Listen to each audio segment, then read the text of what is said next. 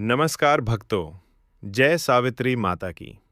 आज हम सुनाने जा रहे हैं एक ऐसी पतिव्रता महानारी की कथा जिन्होंने मृत्यु के देवता यमराज को भी अपने पति वापस लौटाने के लिए मजबूर कर दिया। ये है वट सावित्री व्रत की पावन कथा। बहुत प्राचीन काल में मद्र देश में राजा अश्वपति राज्य करते थे। वे बड़े धर्मात्मा थे, परंतु उनके कोई संतान नहीं थी। राजा ने वर्षों तक तपस्या की। अंत में देवी सावित्री प्रसन्न हुईं और उन्होंने राजा को वरदान दिया कि उन्हें एक अत्यंत तेजस्वी, गुणवती और सुंदर पुत्री प्राप्त होगी। समय के साथ राजा को एक कन्या हुई और उसका नाम सावित्री रखा गया। सावित्री बड़ी होकर अनुपम सुंदरी, बुद्धिमती और धार्मिक स्वभाव वाली हुई। जब विवाह का समय आया तो कोई भी राजकुमार सावित्री से विवाह करने का साहस नहीं कर पाता था।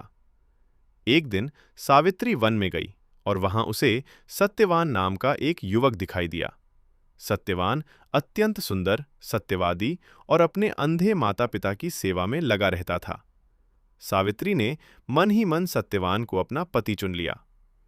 जब सावित्री ने पिता से अपनी इच्छा बताई तो राजा बहुत चिंतित हो गए, क्योंकि देवर्षि नारद ने बताया था कि सत्यवान की आयु केवल 1 वर्ष ही शेष है।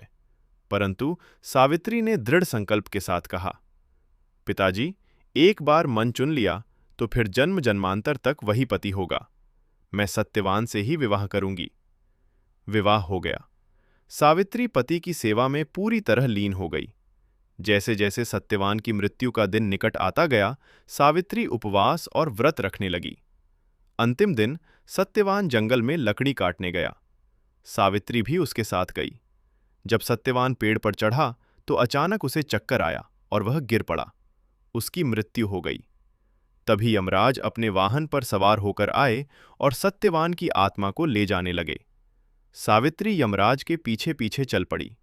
यमराज ने कहा, सावित्री, वापस लौट जाओ, मैं तुम्हारे पति की आत्मा ले जा रहा हूं। सावित्री बोली, प्रभु, जहां मेरे पति जा रहे हैं मैं भी वहीं जाऊंगी। पत्नी का धर्म है पति के साथ रहना। यमराज कई बार सावित्री को समझाने की कोशिश की और उन्हें कई वरदान देने को कहा। सास ससुर की आंखें वापस मिल जाएं, राजा को राज्य मिल जाए, लेकिन सत्यवान को वापस देने से इनकार कर दिया। अंत में सावित्री ने कहा, हे यमराज, बिना पति के मुझे कोई वरदान नहीं चाहिए। स्त्री के लिए पति ही सबसे बड़ा वरदान है।